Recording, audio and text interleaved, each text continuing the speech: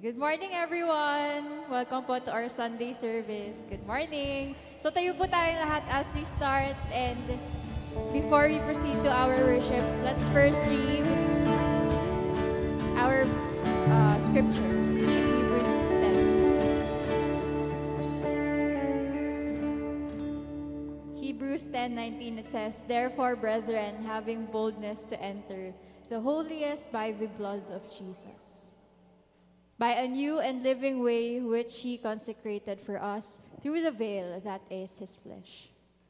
Verse 21 says, "And having a high priest over the house of God, let us draw near with a true heart and full assurance of faith, having our hearts sprinkled from an evil conscience and our bodies washed with pure water." Verse 23 says, "Let us hold fast the confession of our hope without wavering, for he who promised is faithful." Amen. Let's read the last part again. He who promised is faithful. Hallelujah. Father, we welcome you in this place today, Lord, as we worship and offer our praises to you, Lord God. We pray, Lord, that you will cleanse us with your blood, Jesus Christ, that we will be worthy to stand in front of you, Father God. Lord, we just want to thank you for the blessings and for your faithfulness over us, Lord God, for different seasons of our life. Panginoon, truly, Lord, you are faithful. And your promises, Lord, you have fulfilled and you will fulfill, Father God. We thank you, Lord. In Jesus' name we pray. Amen. Hallelujah. Let's worship and offer praises today.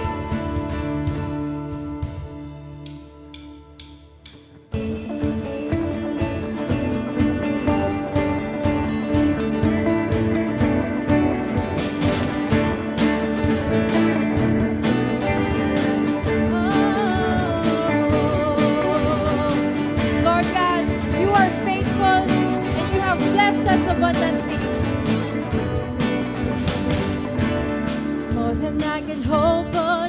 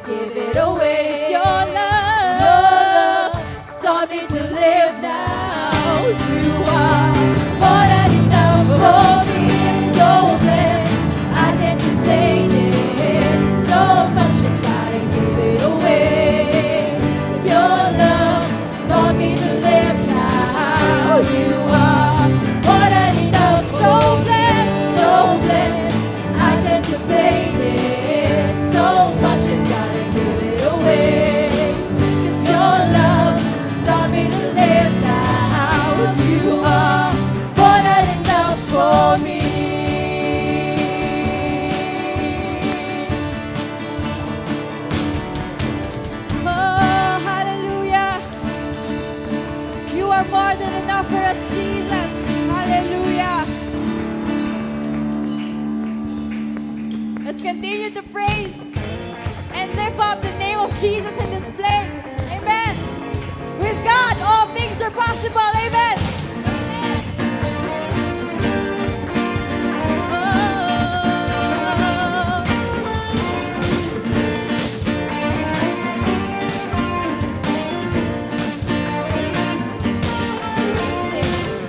Almighty God, my Redeemer, my hiding place, my self-refuge. No other name like Jesus. No power can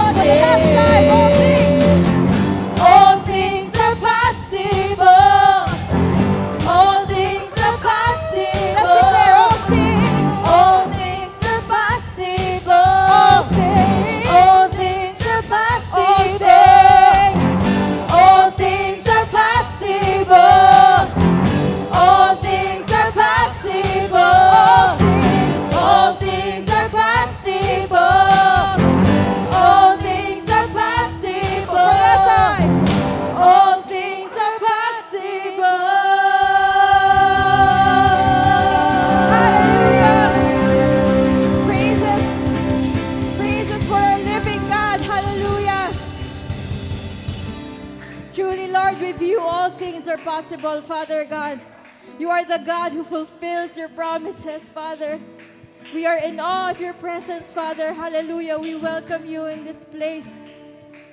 Hallelujah. We praise your name, Father God.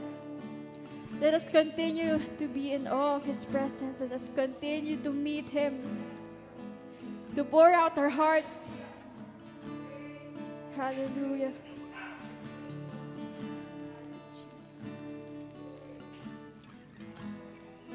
Lord, we praise you, we worship you, and we magnify your name, for you are faithful, Lord.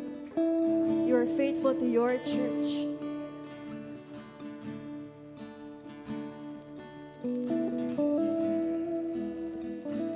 Jesus, Jesus.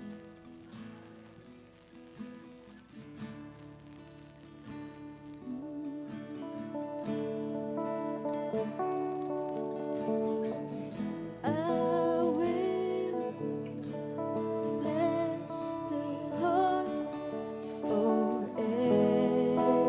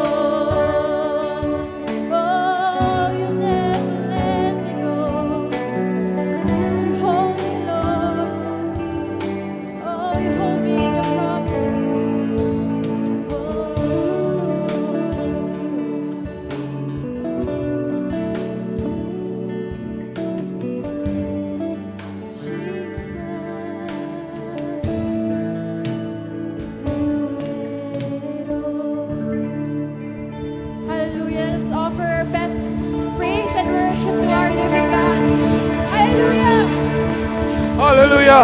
Come on, church. Can we give the Lord a clap of praise? Hallelujah. Hallelujah. Oh, bless you, Jesus.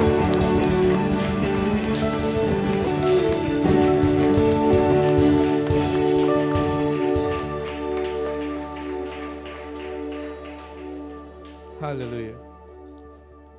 Panginoon, sa aming pagsamba sa iyo, inaalay namin ito na punong-puno ng pananampalataya, punong-puno ng pag-asa, punong-puno, Panginoon, ng iyong kaluwalhatian na siyang bumabalot sa aming kalagitnaan. Lord, as the days are approaching, number our days, O Lord God.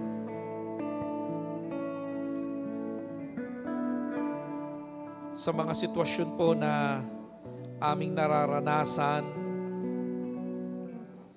all of these things, O Lord God, you already mentioned in your word that in the last days, there will be wars, rumors of wars. There will be famine. There will be earthquakes. There will be divisions among nations. That is why, Lord, all the more, Panginoon, na mas lalo mo kaming pagbuklodin bilang kaisa ni Kristo Jesus. As one body in Christ, O Lord God. Kami po ay lumalapit sa iyo at nagpapakumbaba. At itinataas po namin sa inyo ang aming mga kapatid na nasa Israel.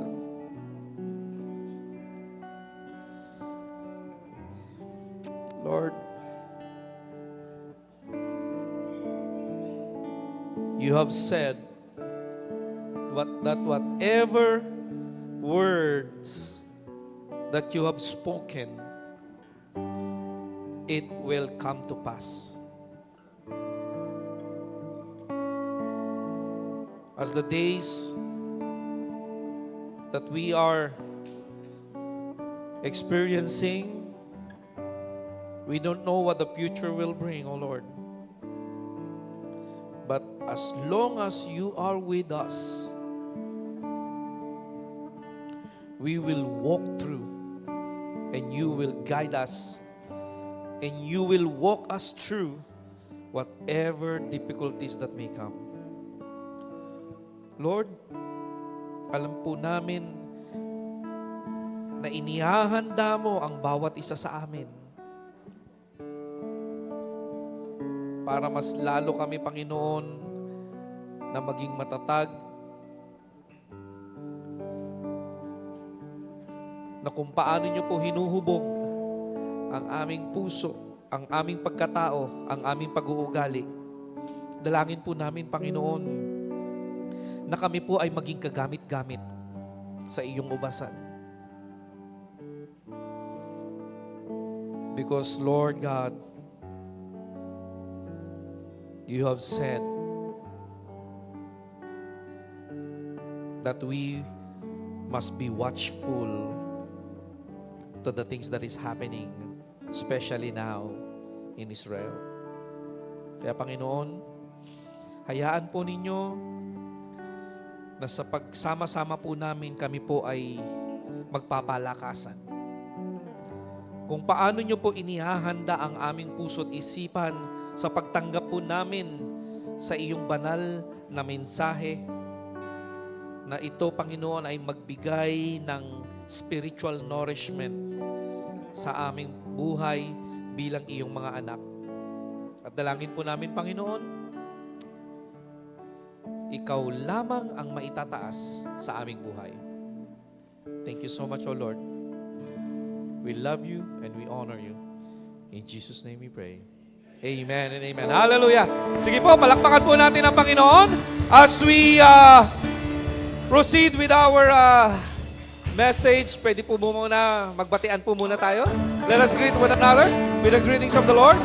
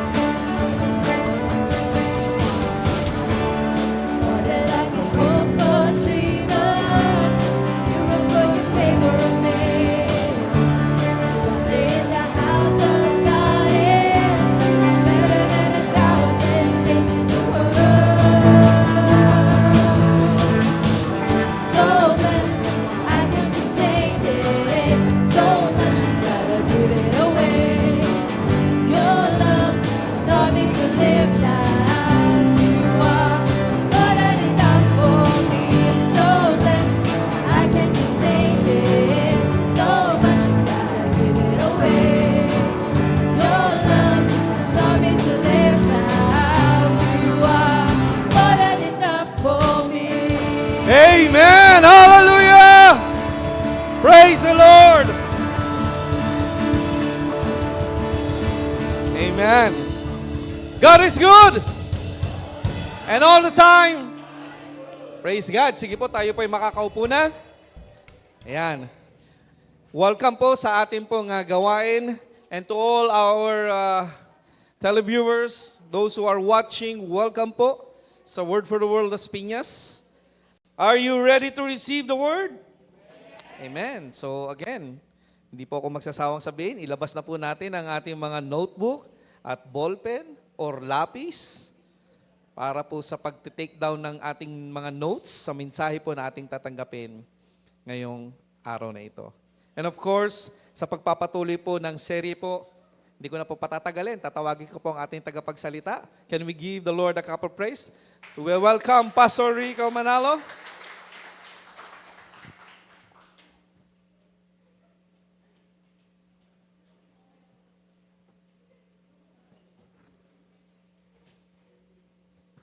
Sige po, let us all settle down. Kumusta po ang ating linggo? Kumusta yung ating spiritual check-up? Yan.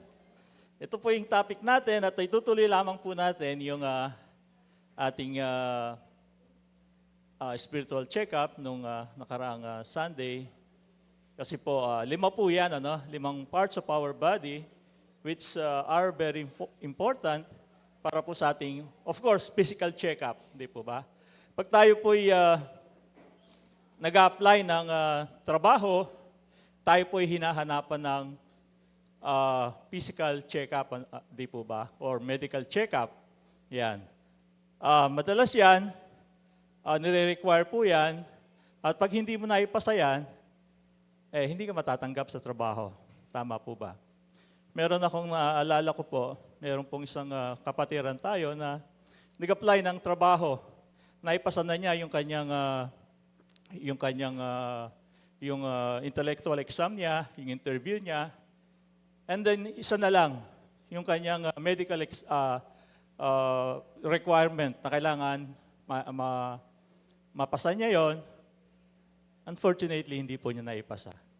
So hindi po siya natanggap doon sa bangko. Yan, sa bangko ng misis ko. So ibig po sabihin, dapat, sabi nga po ng isang kapatid natin, sabi niya, we must be always physically fit. Tama po ba? Fit tayo dapat parati. Okay, nagkakasakit tayo, nagkakaroon tayo ng mga dinaramdam sa ating mga katawan, pero dapat fit pa rin tayo na tayo po ay mabuhay, di po ba? Na tayo po ay magpatuloy sa ating buhay, especially sa ating spiritual na kalagayan. Sunday after Sunday, pumupunta po tayo sa church, pero hindi po natin alam, baka maaring meron palang problema sa ating spiritual na buhay. Maaring hindi natin napapansin o hindi natin pinapansin kasi wala naman tayong nararamdaman at wala naman tayong naririnig. Especially sa ating mga kapatiran. Amen. Kasi sila po siguro po kahit sabihin natin sa ating mga pamilya, of course, sa ating pamilya, yung asawa mo, maaaring sabihin sa'yo kung ano yung problema, pero minsan nagiging complacent po tayo. A spiritual check-up is like a physical check-up. Next slide, please.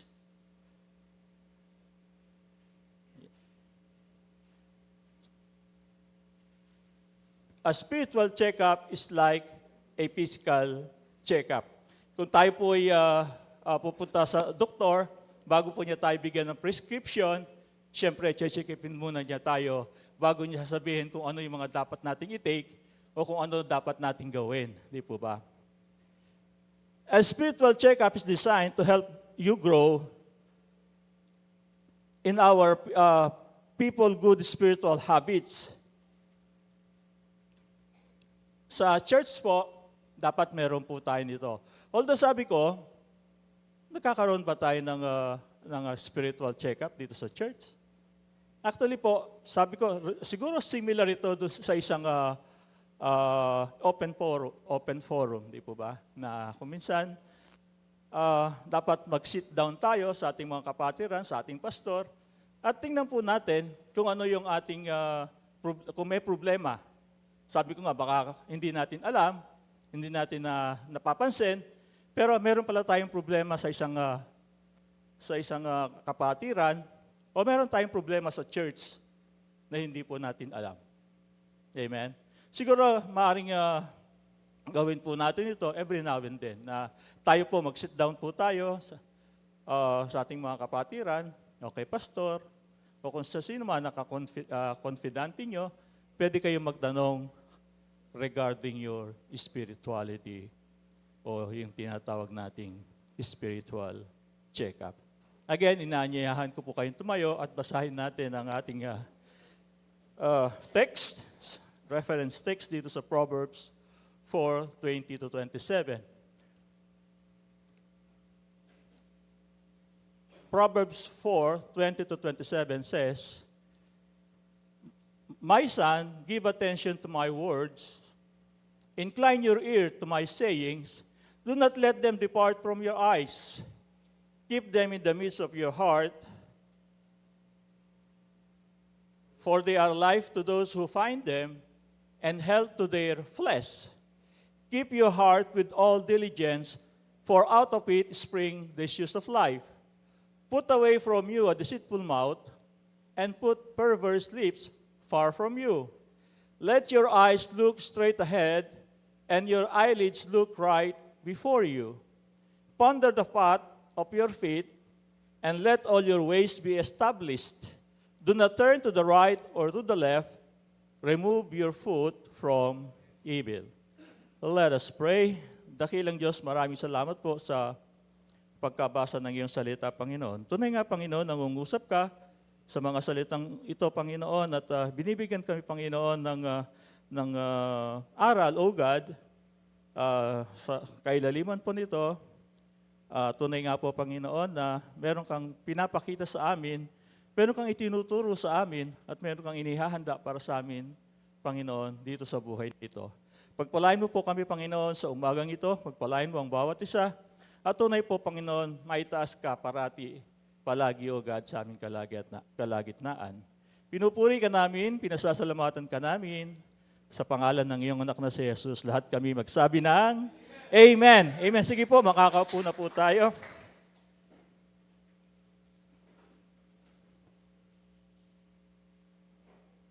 Sabi po, some of the most important questions that arise in a Christian's mind will and should have to do with our spiritual maturity. Yan.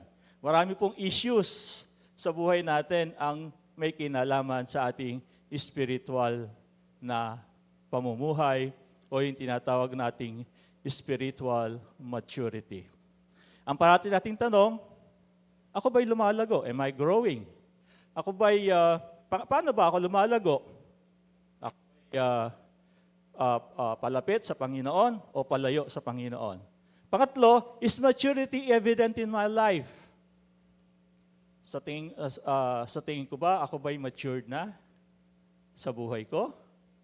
At pang-apat, have I been consistently becoming more like Jesus? Yan po yung parati nating mga tanong patungkol sa ating buhay, patungkol sa ating spiritual na kalagayan. Some people say that spiritual maturity comes with age. Pagka raw po tayo ay ang tumatanda, of course, nagiging matured po tayo. Habang tayo lumalakad patungo sa Panginoon, nagiging matured tayo.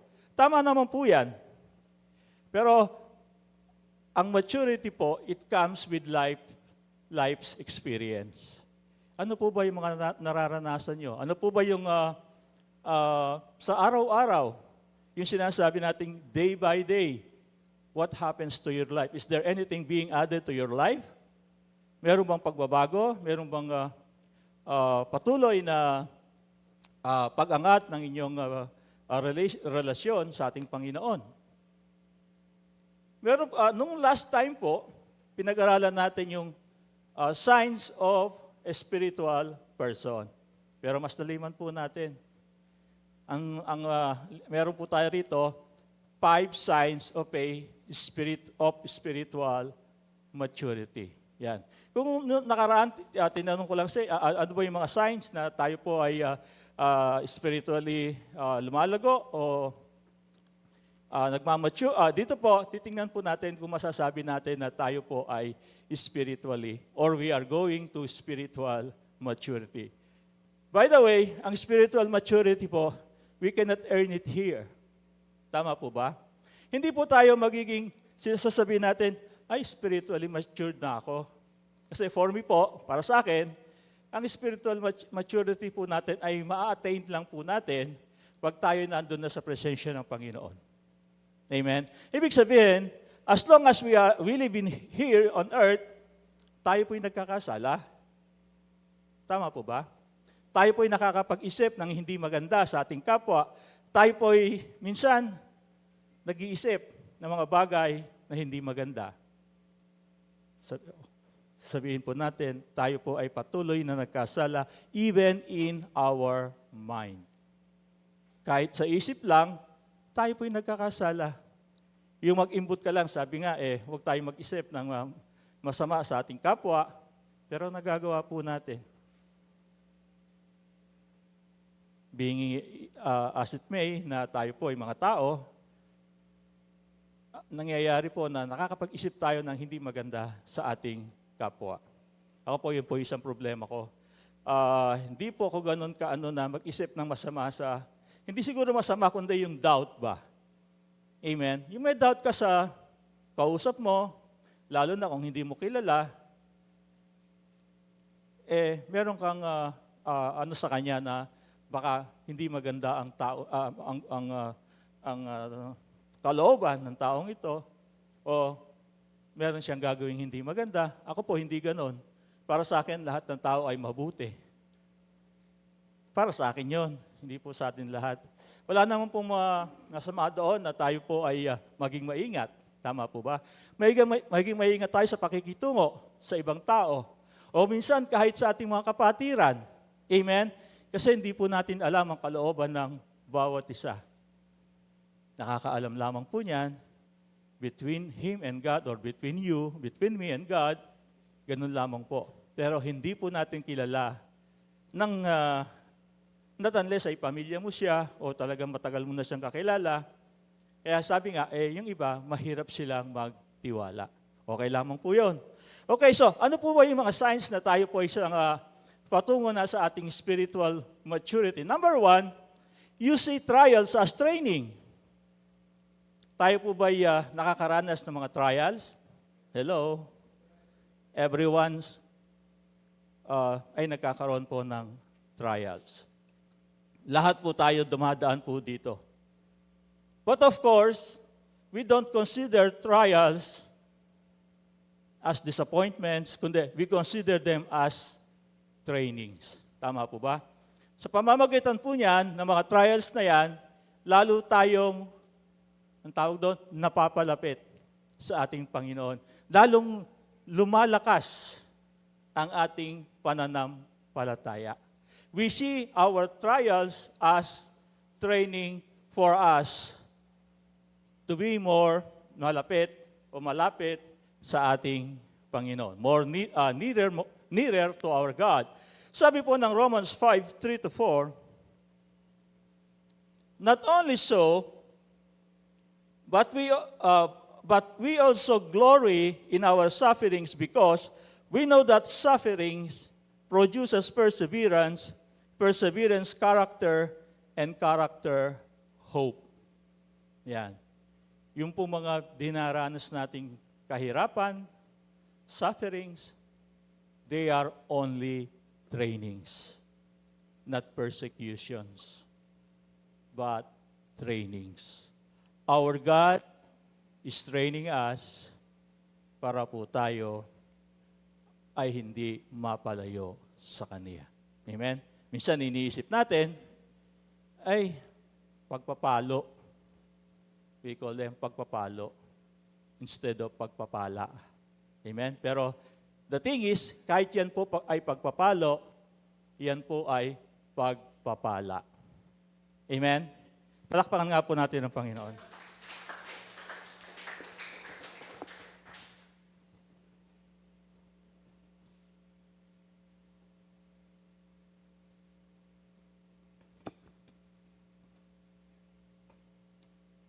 Number 2, ito. You pray with a much wider perspective.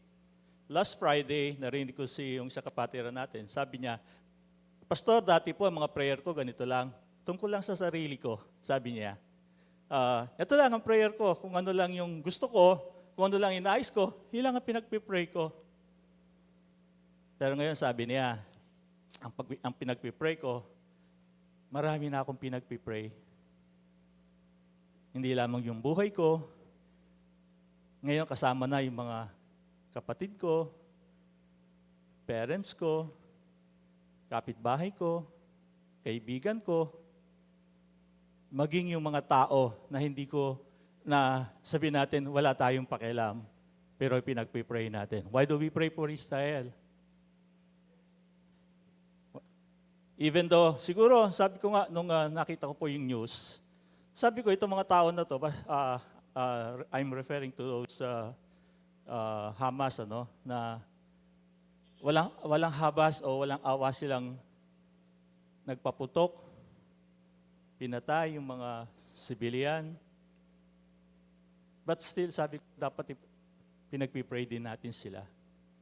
Amen? Dapat nagpipray tayo na talagang maintindihan nila ang value ng life. Amen? Even sa mga Israelites, di po ba? Sabihin natin, okay, people of God, Jesus came from their race. Pero alam po natin kung ano ang Israel. Di po ba? They believe that Jesus came, pero hindi po sila naniniwala na si Jesus ay Diyos. Amen? Ang ibig ko pong sabihin, ang point ko is, pinagpipray po natin lahat ng tao. Particular na tao minsan, pero yung prayer natin, hindi na lamang nakasentro sa sarili natin. Amen? Sabi ng 1 Peter 5:7, sabi niya, cast all your anxieties on Him because He cares for you. Sinabi ba niya, cast your anxieties. Sabi niya dyan, again, madalas nating marinig ito, all. Sabihin niyo nga po, all. Yan. Ibig sabihin, lahat ng bagay ay ating dadasal sa ating Diyos. Amen? Lahat. Ano ba yung mga anxieties ninyo? Ano ba yung mga fears ninyo? Marami tayong fears. Amen? Meron tayong fear na baka mag-end of the world na. Di ba? Baka biglang lumindol at magkaroon ng tsunami. Marami tayong fears. Again, a prayerful person doesn't mean na pag sinabi nating dapat 1 Thessalonians 5:8 sabi doon, pray always, always praying. Hindi po ibig sabihin nyo na tayo po'y nananalangin parate na marubdob yung panalangin natin. Kundi a simple prayer, Lord, save them. Lord, forgive them. That is already a prayer. Amen? Simpleng prayer, di po ba? Ibig lamang pong sabihin nung tayo po'y nasa attitude of prayer is yung every time, all your cares, all your anxieties, we put them at the feet of our God. Amen? Yung inilalagay po natin sa Kanya, yung lahat ng ating iniisip. Amen? Inilalagay natin sa Kanyang kamay. Let His will be done. Amen? Number 3, ito. You respond to rebuke with receptivity. Yan. You respond to rebuke with receptivity.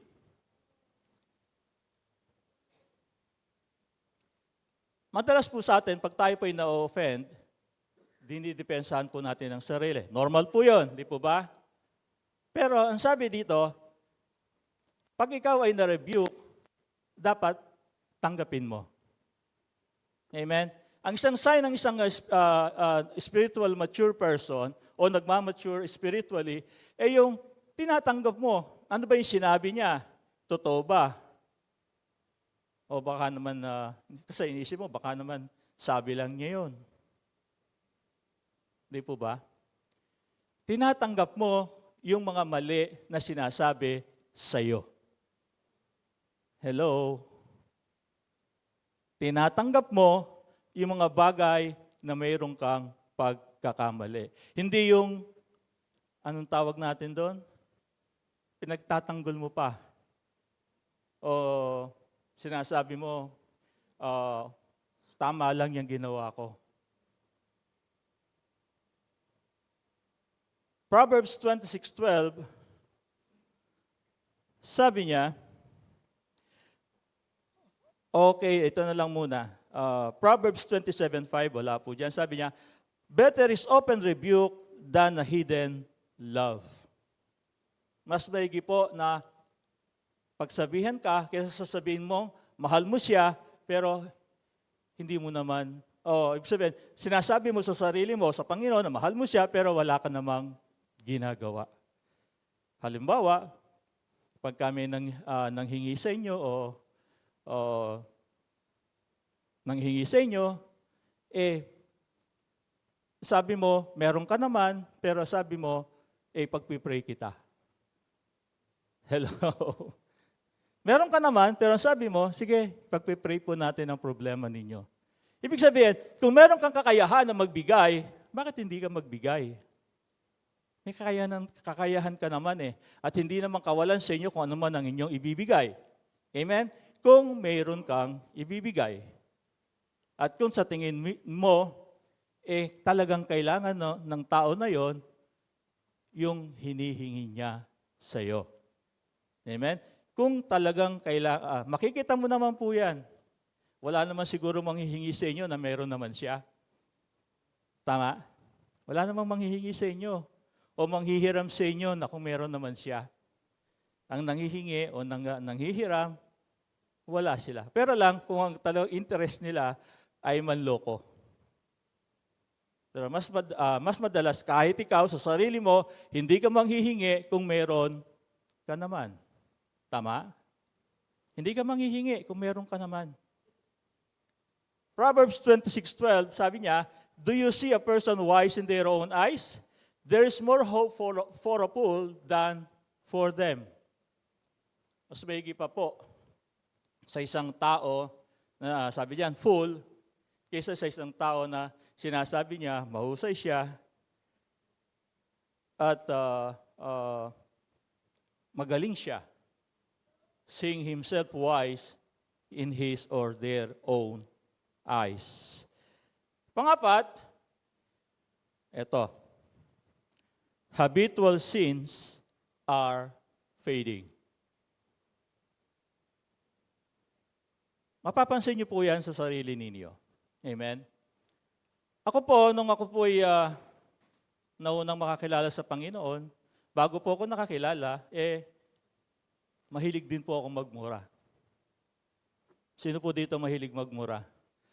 Actually, ganito yon. Ako po ay isang inhinyero at ako'y nagpapatrabaho. Pagka mali ang gawa ng aking mga tauhan, hindi ko sila minumura sa harapan. Ang minumura ko, yung kanilang gawa, yung kanilang trabaho. Masakit yun. Hindi baling mura, ako sabi ko, di baling murahin mo na ako, wag lang yung trabaho ko. Pero ganun po ako noon. Pero alam niyo po, nung makakilala ako sa Panginoon, alam niyo po ba na nakakapagmura pa rin ako? Hindi po overnight na mawala yung mura sa iyong bibig. Hello? Nakaka-relate po ba ako? Yung pagbabago po, dahan-dahan. Ang pag-alis ng pagmumura sa bibig mo, dahan-dahan. Wala po akong nakilala na nung siya isang palamura, o yung ganitong kanyang, o sabi natin, siya isang adik, o siya isang sugarol, o siya isang manginginom, once na nakakilala siya, natigilan niyang lahat yon. Wala po ata akong kakilalang ganoon. Ewan ko kayo. Na nung makakilala siya sa Panginoon, everything changed. And yung mga dati niyang ginagawa, hindi na niya nagagawa.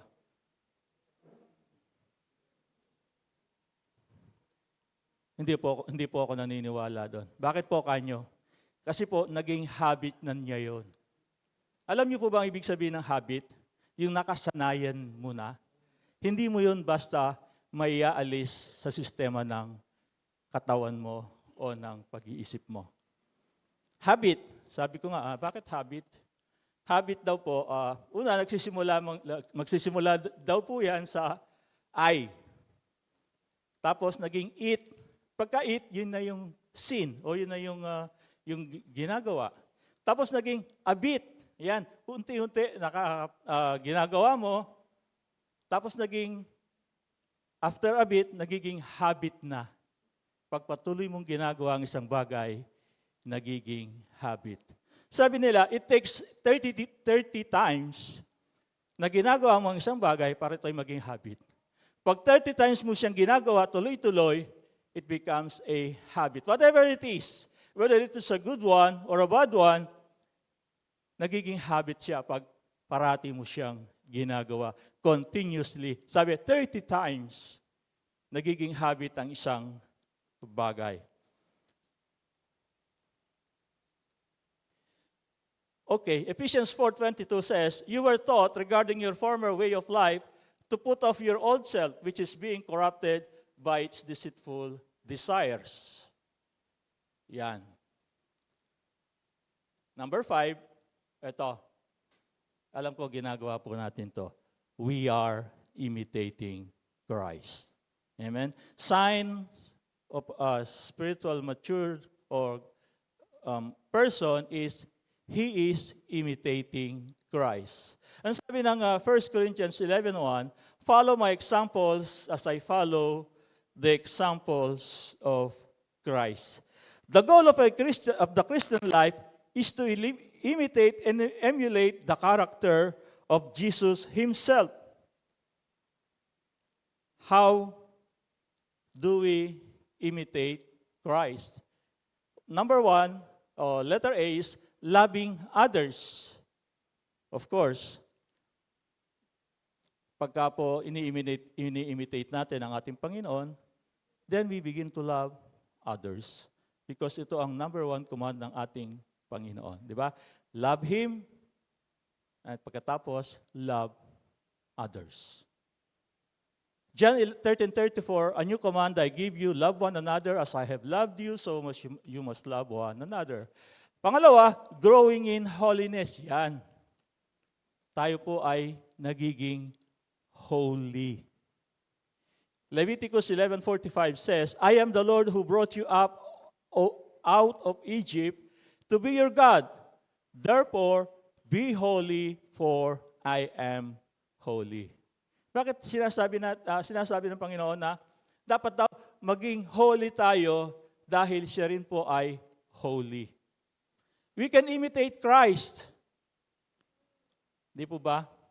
Pero, of course, God, we cannot imitate God kasi po, yung characters ng Diyos na bilang makapangyarihan, hindi natin po kaya yun. Pero si Jesus Christ, yung character niya bilang isang tao ay kaya po natin.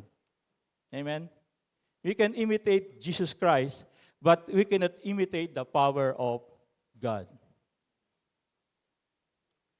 And let us see suffering, ito, pinakamabigat, suffering in Christ. Amen? Sino po rito ang nakaka-experience ng tawag po natin doon? Sila po ay nagsasuffer because of their faith. Buti nga po dito sa atin, tayo po ay free. Pero how about kung nasa ibang lugar ka? Nung kami po ay nasa Saudi Arabia, kami po ay hindi makapag-worship ng ganito nang wala kaming fear o takot na baka merong nakakita sa amin at isumbong kami at i-raidin kami ng mga mutawa o yung mga religious police. Hindi kami pwedeng umawit ng malakas kasi bawal po yon. Pwede po kaming makulong. Suffering in Christ. 1 Peter 2:21, to this you were called because Christ suffered for you, leaving you an example that you should follow in His footstep. Suffering in Christ. We all suffer as children o as followers of Christ. Normal po ito. na marami po sa ating tumutuligsa. Normal po yan. Okay, so let us go doon po sa ating hindi ko natapos. Sabi ko nung nakaraan, yung una natin pong tinapik is about our ears, and then next is our eyes. Spiritual hearing, spiritual seeing. Ngayon naman po, yung ating spiritual heart. Heart, the Hebrew is lev, Greek, kardia. The heart is the center of the natural condition of man. Pag sinabi po nating natural na kondisyon ng isang tao, ito po yung kung saan ang buhay po ay nag-ugat dito sa ating puso. Amen? Ang buhay po ay masasabi nating meron kang life if your heart is still functioning. Amen? Kahit ang utak mo ay gumagana, pero kung patay na ang puso mo, you are already considered dead. Amen?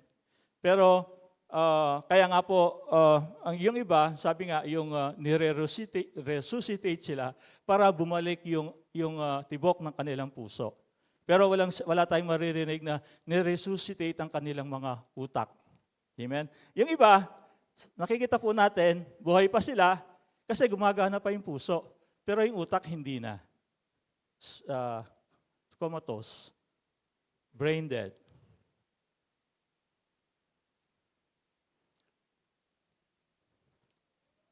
The center of the bodily life and the end of natural life when it no longer functions.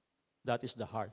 Ang sabi ng text natin, sabi niya, keep them within your heart. Of course, ang pinag-uusapan po natin dito sa ating reference text is about the words of Christ. Di po ba? The Word of God. So sabi niya dyan, keep them within your heart. Ilagay mo yan sa iyong puso. Bakit po sa puso? Bakit hindi sa utak? Bakit hindi sa bibig? Bakit hindi sa kung saan pa? Kundi sabi dyan, keep them within your heart. Kasi po, ang heart po, yan po yung may emotion. Ang brain po walang emotion. Heart lamang po ang may emotion. Kaya sinasabi niya na, keep them within your heart. Ilagay mo sa iyong puso. Sapagkat ang iyong heart, because the heart is the laboratory and origin of all that is good and evil. Good and evil comes from the heart. Amen? Ano bang bagay na mabuti o masama, nanggagaling po yan sa puso ng tao. What is a spiritual heart? Sabi niya, the spiritual heart is our essential and ultimate nature. Ultimate nature. At sinasabi ng Mark 12:30, sabi niya, love the Lord your God with all your heart and with all your soul and with all your mind, and with all your strength. Again, sabi niya, what emanates from the heart? Love. Tama po ba? Ang pag-ibig po ay sumisibol sa ating puso. Amen? Minsan minsan nasasabi po natin na, tawag dito, yung heart po ay intermixed with the mind, with the soul, with the spirit. Pero ang main nature po niyan is our heart. Amen? The main nature of man is his heart. Because everything emanates from the heart. Pangalawang question is, why is your spiritual heart important? Bakit po, again, sabi ng Romans 8:10, for it is with your heart that you believe and are justified, and it is with your mouth that you profess your faith and are saved. It is with your heart. Again, emotion. Ang tao po ay punong-puno ng emotion. Agree po ba kayo doon? Madalas ginagamit natin emotion, hindi yung ating utak. Amen? Because it is what it is. Because of our heart being the center of our nature as a man, ganun po talaga. It is with your heart that you believe and are justified. All your dreams, all your desires, all your passion. Andyan po lahat yan sa puso mo. What is a healthy, ayan. Pangatlong question is, what is a healthy spiritual heart? How do we maintain a healthy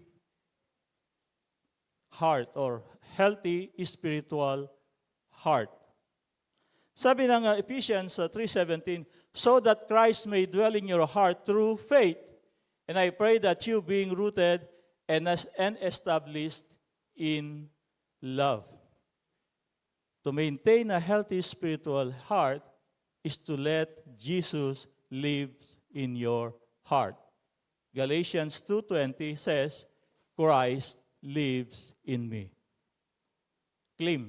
Siguro po narinig niyo na po yan. Yung acronym na CLIM, which means Christ lives in me. To maintain a healthy spiritual heart, dapat po Christ lives in you. Hindi po si Lord ang magde-decide nun. Kayo po. When you let Christ or Jesus Christ lives in you. Fourth question, how is the heart connected to the Spirit? Yan. Again, tingnan po natin ang koneksyon ng puso mo sa Spirit. Capital S. Hindi po yung small s, kundi capital S. Ano ba ang relasyon ng puso mo sa Espiritu ng Diyos? Natakal na po natin ito. 1 Corinthians 6:19 sabi niya, do you not know that your bodies are temples of the Holy Spirit who is in you, whom you have received from God? You are not your own. Yun po ang relasyon ng Espiritu ng Diyos sa puso natin. The Spirit of God lives in you because you are the temple of the Holy Spirit. Templo po tayo ng Santong Espiritu. And number 5, question is, why is it important to guard our heart? Bakit po napakahalaga? Sabi po ng text natin sa verse 23, Proverbs 4:23, above all else, sabi niya, guard your heart. It is the wellspring of life. Yan. Christ dwells in our heart. We need to be aware of what we say and do because over time, our thoughts and actions shape the status of our heart. Di po natin alam kung ano yung mga iniisip natin, kung ano po yung mga ginagawa natin, yan pala ang nag-shape o naghuhulma sa ating puso. Kaya sabi ng Proverbs 4:23, guard your heart. Number 4, let's talk about our mouth. Of course, pag sinabi po nating mouth, kasama po dyan yung tongue, di po ba? Pag nagsasalita ba tayo, mouth lang ang nagsasalita? Or tongue lang ba ang nagsasalita? Of course, hindi. Gumagalaw yung ating bibig. Tama? So, kinonsider ko po siya as tongue as part of the mouth. Tongue being part of the mouth. Okay, Hebrew sabi niya, tongue lashon. Mouth naman is tomato. Although hindi natin masyadong pinag-intindihan kasi di naman tayo mga Greek, di naman tayo mga Bible scholars, di naman tayo mga pastor. Pero at least malaman ninyo kung ano ibig sabihin ng tongue Sa Hebrew, lashon, at yung mouth po ay stomato. Again, the mouth is the physical organ for speaking in which the tongue is a part of. Pagka po tayo nagsasalita, lumalabas po ang mga bagay. Diyan po lumalabas ang mga bagay-bagay. Kaya nga po, sabi ng verse 24 ng ating text, sabi niya, put away perversity from your mouth, keep corrupt talk far from your lips. Easier said than done. Di po ba? Of course, pagka po tayo ay bago, talagang andyan pa rin yan. Hindi yan basta naaalis.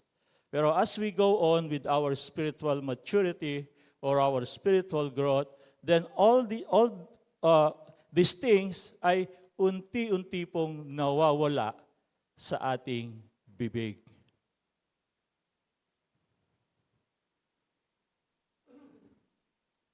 The tongue can be used in two ways, good and evil. Good, we praise God, we worship God, we edify God, we reverend God.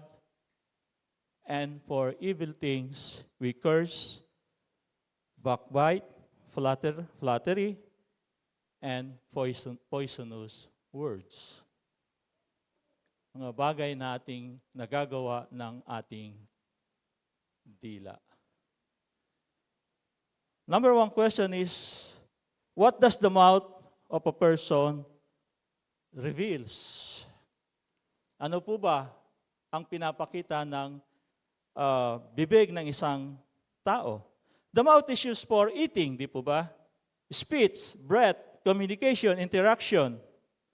The mouth is the means of expressing what is in one's heart. Ang bibig po natin ang nag-expose kung ano ang nilalaman ng ating puso. Ang bibig ang nagbubuga kung ano ang nilalaman ng ating puso.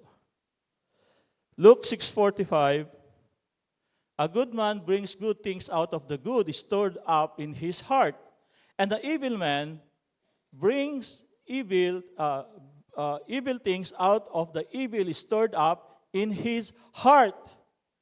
For the mouth speaks what the heart is full of. Ano po ba nilalaman ng puso ninyo sa ngayong oras na ito? Ano ba meron dyan sa puso mo? Ano ba ang mga nilalagay mo dyan sa puso mo? Hatred ba o love? Love. Tama po yun. Dapat love instead of hatred. Pag punong-puno po ng hatred ang puso mo, lalabas po yan. Whether you like it or not. So instead of hatred, what you must put in your heart is love. Amen? Again, easier said than done. Madaling sabihin, pero mahirap gawin. Amen?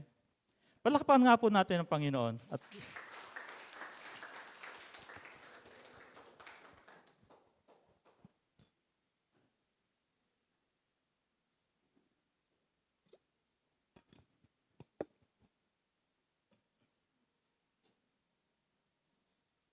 letter B, what does God say about our mouth?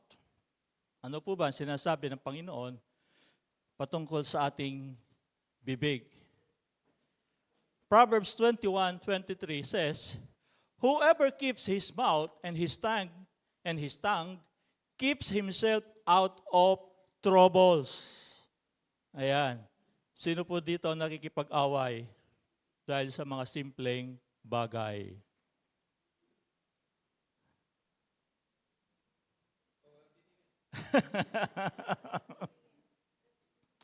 Nakikipag-away tayo dahil sa mga simpleng bagay.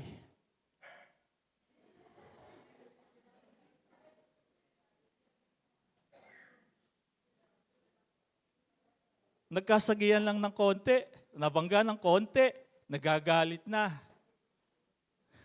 Drivers.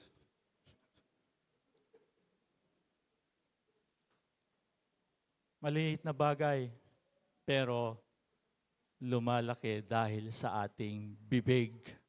Kasi hindi natin kinokontrol ang sinasabi ng ating bibig. Whoever keeps his mouth and his tongue keeps himself out of, sabihin nyo, trouble. Alam nyo ba, na minsan, hindi naman kung ano yung sinabi mo nakakasakit sa tao, kundi paano mo siya sinabi. Hindi yung sinabi mo na masakit, kundi paano mo siya sinabi. Pagalit ba? O yung intonation mo, tama si pastor. Hindi yung sinabi mo, kundi yung paano mo siya sinabi. Pagalit ba? O paano lang? Anong tawag natin doon? Panlambing o palambing. Subukan yung gawin.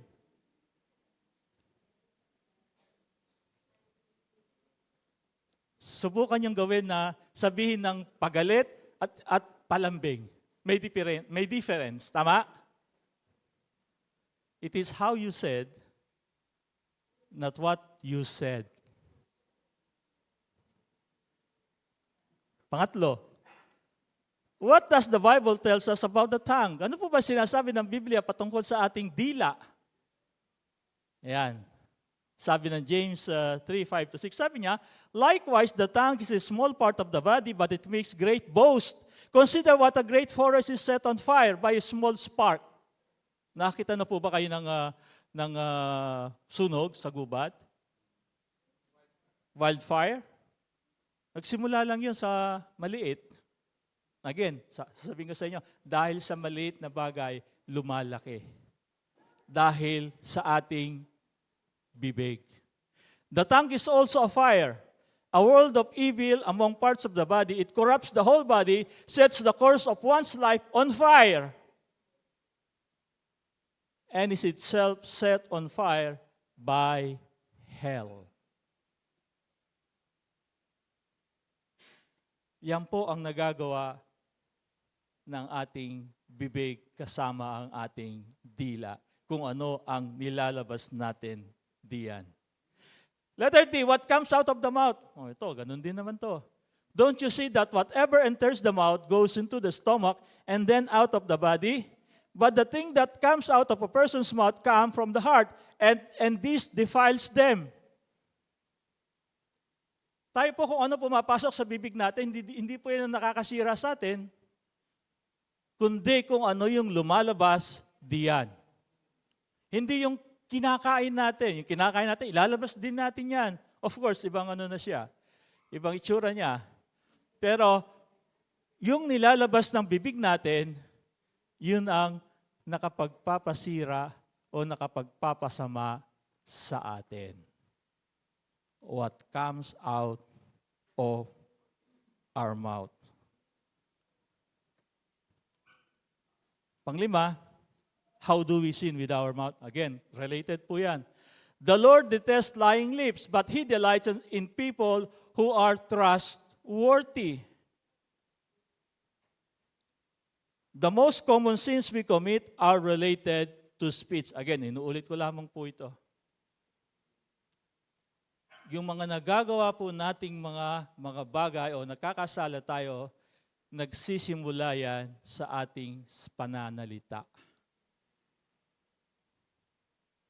Kung ano ang sinabi natin, pansinin niyo po yung mga nag-aaway. Sa simula ba, magkaaway na ba sila? Hindi naman. Ang nag-aaway yan because of the exchange of words. Pero kung isa hindi nagsasalita, may away ba? Sa mag-asawa, kung ang babae galit, yung lalaki tahimik lang, may away ba? Pero once na nagsalita o sumagot ang lalaki, may away na, wala.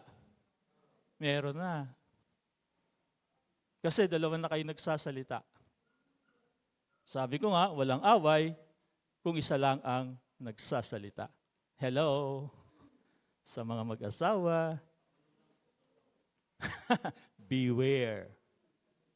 Di po ba? Kaya lang, ang nangyayari, ayaw magpatalo ni babae, ni lalaki, ayaw din magpatalo ni babae, pataasan sila ng ihi. Talo babae. Nakuha niyo ko? Okay, and number 5, feet.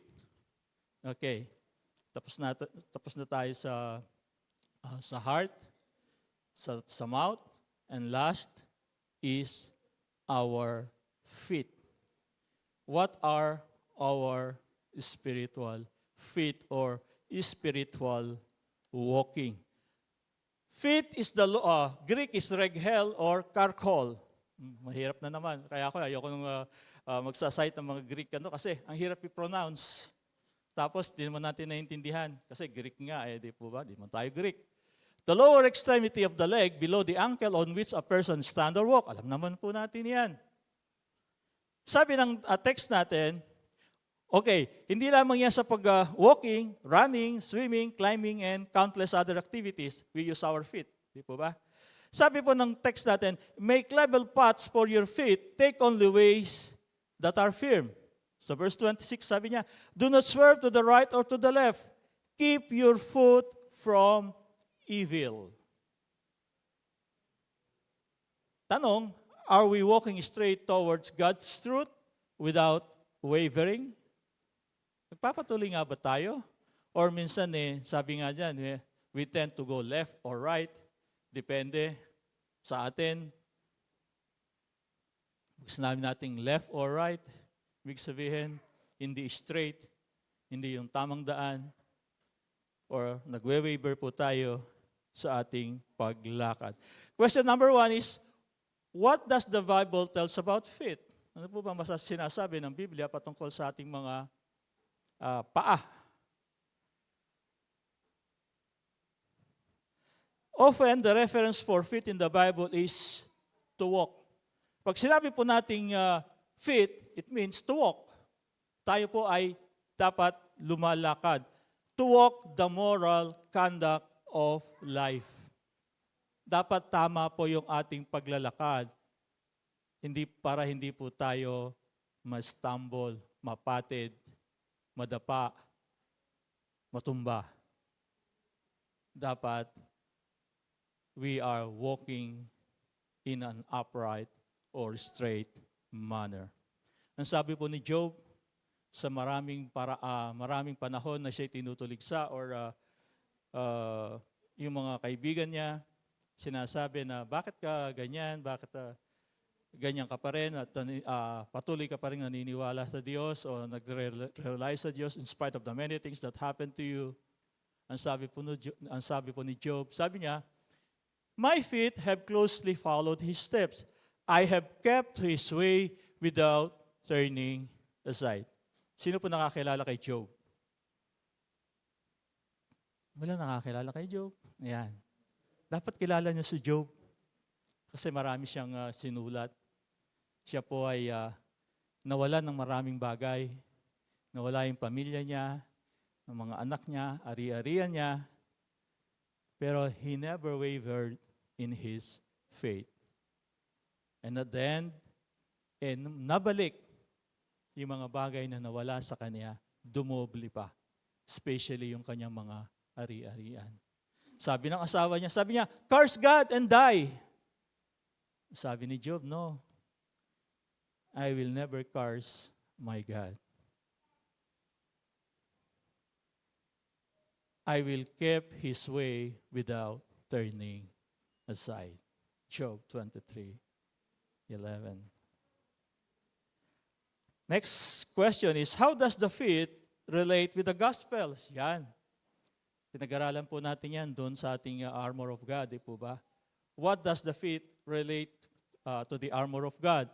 Ano po bang kahalagahan ng paa sa ating buhay mananampalataya o sa ating mga kalasag na ibinigay ng Panginoon upang tayo po ay makalaban o we can be here na tayo po ay ready dahil ang devil is always ready.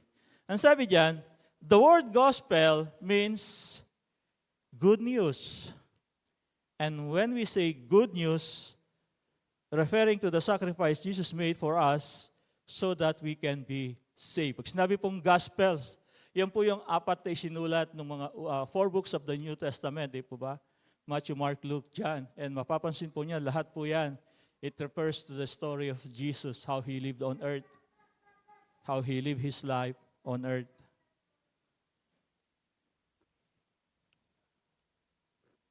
As Christians, we are called to share the good news to others. Utos po yan sa atin na dapat lumakad tayo upang i-share natin ang good news of salvation. Gospel. Ephesians 6:15, sabi niya, dun sa armor of God, sabi niya, having your feet fitted with the readiness that comes from the gospel of peace. Your readiness that comes from the gospel of peace.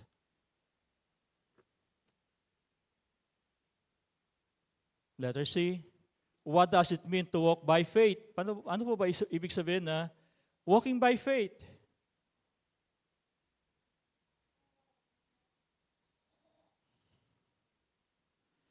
It means every day, no matter what, you have a quiet confidence that God is doing something in your life. Faith that God is doing something in your life. May ginagawa ang Diyos sa buhay mo. Meron kang confidence na may ginagawa ang Diyos sa buhay mo. And that is walking by faith. Romans 8:28, sabi niya, we know that in all things, again, favorite verse, God works for the good of those who love Him, who have been called according to His purpose. Naniniwala ba kayo na lahat ng nangyayari sa buhay ninyo ay mabuti para sa inyo? Hello? Naniniwala ba kayo na lahat ng nangyayari sa inyo, whether good or bad, it is still good for you? Sabi ko nga kanina, what are sufferings? Sufferings are trainings. Di ba? Kung naghihirap kayo, ang isang atleta, hindi yan magiging managumpay kung hindi siya nagsasuffer sa training. Suffering means training.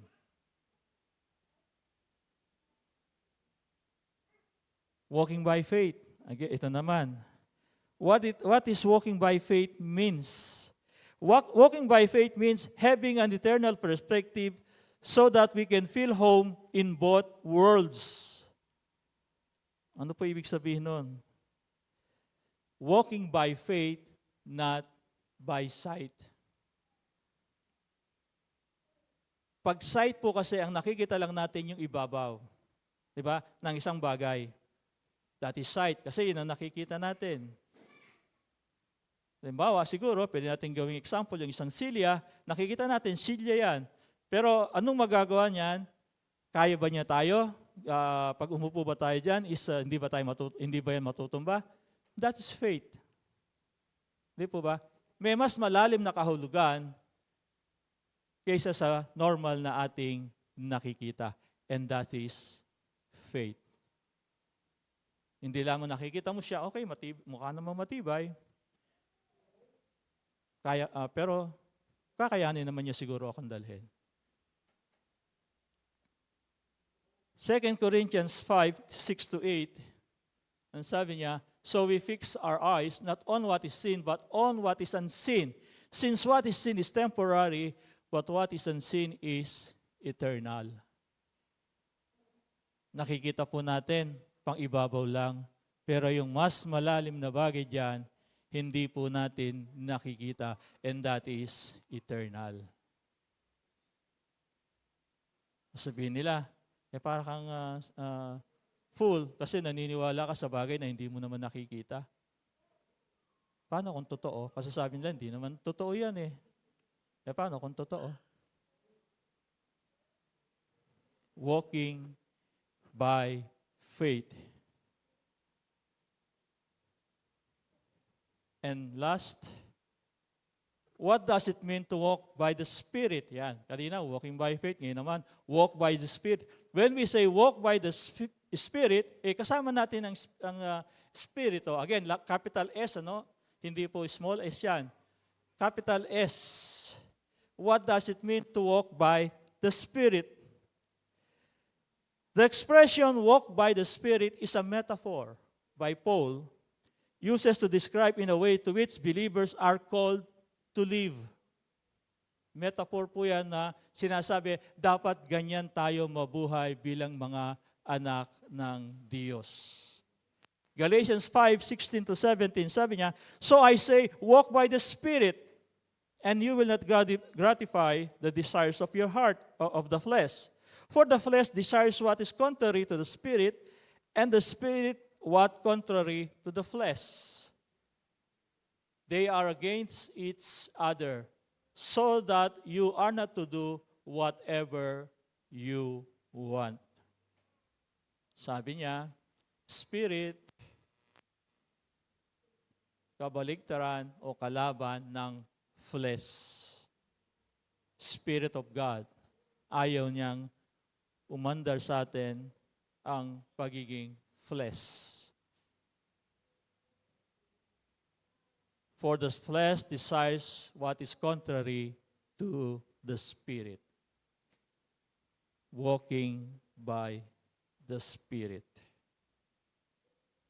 And in conclusion, God's command to us is to have a regular spiritual checkup.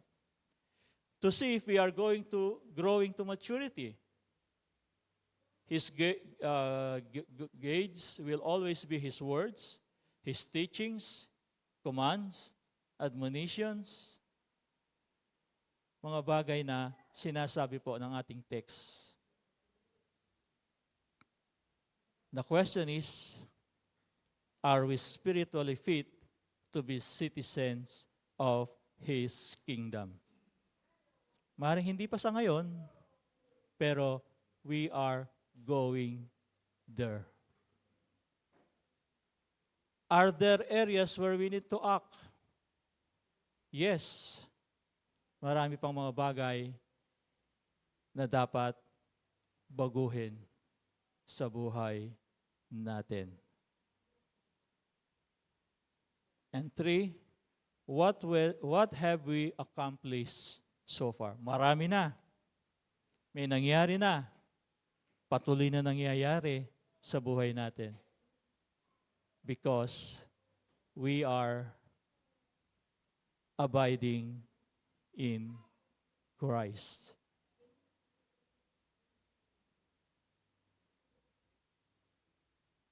We are listening closely to what comes from His mouth. We are keeping our sight on His teachings, which lead us to righteousness. Pangatlo, we are embracing God's command truly in our hearts. Pangapat, what comes of our mouth is good. And panglima, we are walking according to what He commands us. Amen? These are our spiritual checkup that we have to do every now and then. Amen? Sige po, tayo po tayong lahat. Tayo po'y manalangin. Yes, Lord, You are truly an amazing God, O God. You are telling us things, O God, that comes from your heart, from your Spirit, O Lord. And that we as your children, O God, continue to manifest what we are, what we truly are, what we are doing right now with this life, O God. And you know our heart. You know our life. You know that everything we do is plain into your sight. Wala naman po kami may tatago, Panginoon, kahit na po anumang bagay, anumang baho, anumang dumi, Panginoon, na nandyan sa aming puso, nakikita mo po, Panginoon, wala namang bagay na lingid sa inyo. Walang bagay, Panginoon, na hindi mo nakikita. Kaya nga po, Panginoon, ang aming dalangin, patuloy mo kami, Panginoon, nagabayan sa aming buhay. Patuloy namang ibabaw, Panginoon, ang pagmamahal mo, Panginoon, ang pagmamahal namin sa inyo, Panginoon, na masunod ka sa lahat ng pagkakataon. Papasailalim kami sa iyong dakilang kapangyarihan. Nagpapasailalim kami, Panginoon, sa iyong kabutihan. Nagpapasailalim kami, Panginoon, sa iyong mercy. Because only through your mercy, O God, only through your grace, we can be with you. Hindi po ang kakayanan namin, hindi po ang kalakasan namin, hindi po, Panginoon, ang mga bagay na ginagawa namin, Panginoon, kundi ang pagmamahal na nanggagaling lamang sa inyo. Puspusin mo kami ng iyong Santong Espiritu. Gabayan mo po kami, Panginoon, sa buhay na ito. Tunay nga, ikaw ang makapangyarihang Diyos. Ikaw ang masusunod, Panginoon, na das. Purihin ka, dakilain ka, sambahin ka ng iyong mga anak. This all we pray in the mighty name of your Son, Jesus Christ. Amen. Palakpakan po natin ang ating Panginoon. Hallelujah. Praise the Lord. Maraming salamat po, Pastor Rico. Sige po, tayo po ay makakaupo na as we prepare our tithes and love offering sa ating Panginoon. So alam nyo po, as Pastor Rico was sharing the message of the Lord, ito nga po yung katanungan na naglilinger sa aking isipan, ano? Why do we need spiritual check-up? Bakit ba? In our assessment sa ating buhay, sa ating paglakad sa Panginoon, it will reveal to us if we are really maturing and growing in God. Kaya kung tatanungin po natin ang sarili natin, why do we need to mature? Bakit nga ba kailangan natin mag-mature spiritually? Bakit po? So that we can be Christ-like, and it is commanded by God for us to grow in the knowledge and grace of our Lord and Savior Jesus Christ. Kaya mga kapatid, let us not forget to assess our life as we walk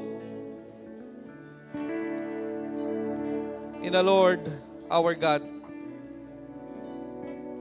Alam nyo, it reminds me also yung sinabi ni Pastor Rico kanina. Depende sa intonation ng iyong pananalita, no? Kaya minsan, yung text, kapag ka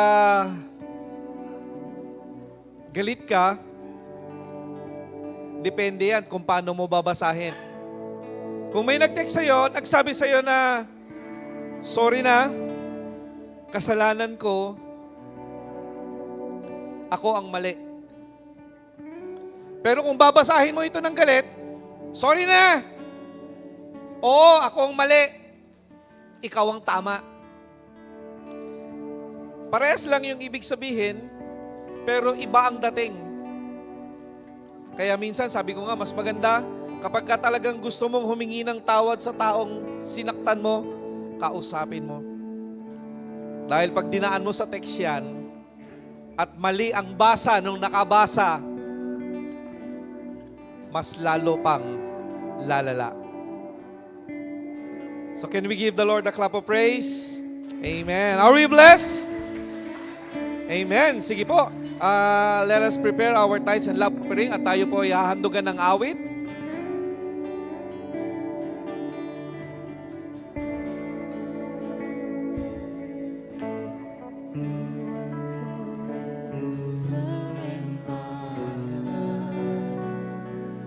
You see me through the seasons.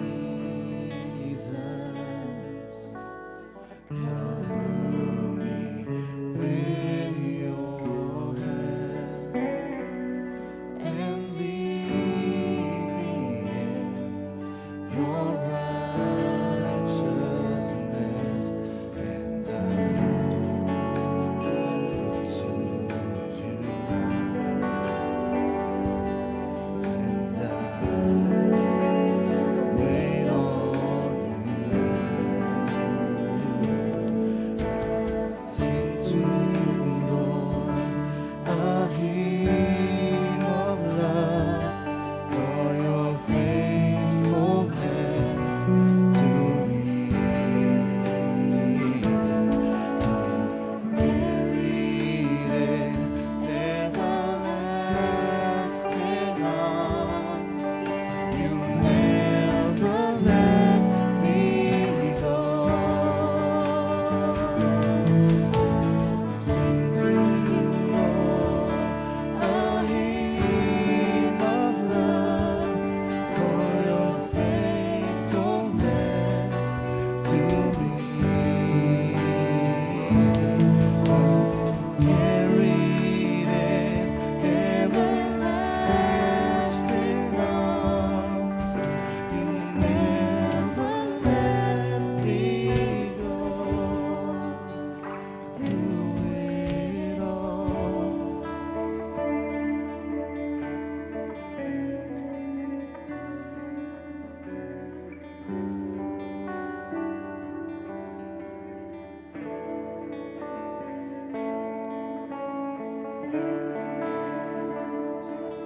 Hello. Come on, let us all stand to bring back all the blessing to the Lord. Lord, we thank you for your faithfulness to us. Father, truly you are our great God. You are our amazing God who give us more strength every day in our Christian life, Lord. We thank you for all the blessing, Lord, that you all given to us, to all the family member who are here in the church. We give you all the glory, Lord, and all this blessing, Lord, be a blessing to others, to the church, to our pastor, Lord, to all the music ministry, to all the workers who are working with you, O God. Lord, we truly give you all the glory for your faithfulness, Lord, never ending. Your love, who are sweet every morning, Lord, that gives us hopes every day, O Lord. Thank you so much, O God. We bless you and we honor you in your mighty name of God. In Jesus' name, amen. Amen! Hallelujah! Sige po, taas po natin ang ating kamay sa pagtatapos po ng ating gawain. Father, maraming salamat po. Again, for your message. As we assess ourselves, Panginoon, dalangin po namin na makita niyo po kami sa pamamagitan ng dugo ni Jesus na banal at matuwid. At sa aming paglakad, Panginoon, ito po ay ipinag-utos mo na kami ay lumago at maging katulad na Kristo Jesus. Kaya Lord, maraming salamat sa buhay na ibinigay niyo po sa amin. Salamat, Ama, sa iyong pag-ibig. Salamat, Jesus, sa lahat ng ginawa mo sa krus ng Kalbaryo. Salamat, Banal na Espiritu, sa patuloy na paggabay mo sa amin. Dalangin po namin, hindi lamang ngayong oras na ito at ngayong araw na ito, magmula Lunes hanggang Linggo, Panginoon, puspusin mo kami ng iyong karunungan, ng iyong kaalaman, ng iyong kapangyarihan, ng iyong pag-ibig.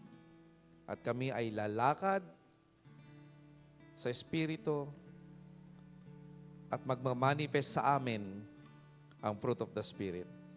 Thank you so much, O Lord. All glory and honor belongs to you. In Jesus' name we pray. Amen and amen. So brothers and sisters, after po ng ating pong after po ng victory song, we will be having our life circle group. Amen.